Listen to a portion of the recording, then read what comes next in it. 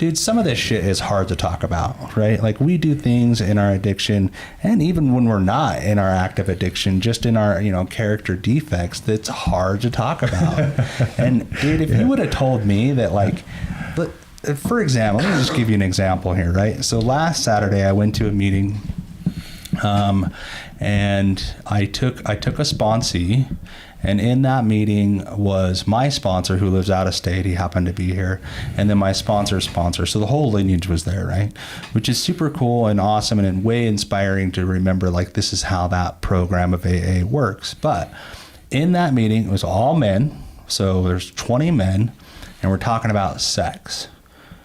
20 men, Saturday afternoon, talking about sex. Each one's got a different story. Some of them are talking about how they don't want to have sex with their wives. Some of them are talking about being a womanizer. Some of them are talking about masturbating too much. Some of, and like, this is how I want to spend my time.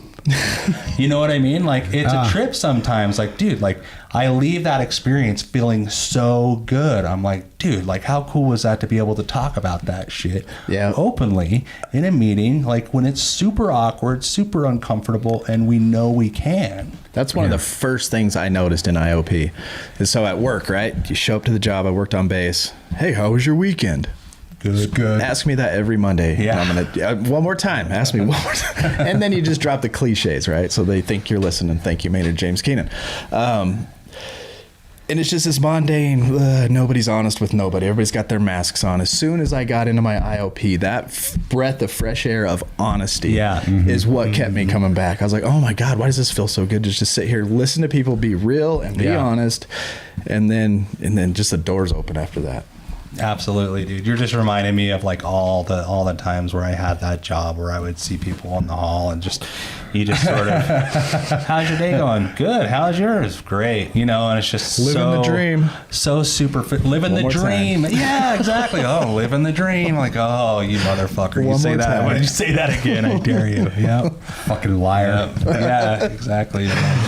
So, man, it's just super. Yeah, that honesty, I think, is a great point. I think that when we're out there spreading the message, that we are honest, because I think that I know I have the tendency, like, whenever I'm put up to being like, hey, man, we want you to come and share at this meeting. We want you to come and talk here or talk there. It's like, all of a sudden I feel like, fuck, I don't know if I have it all figured out. Like, I start, questioning and doubting my own recovery. And then I'm like, do I want to be honest? And I'm like, well, yeah, I do.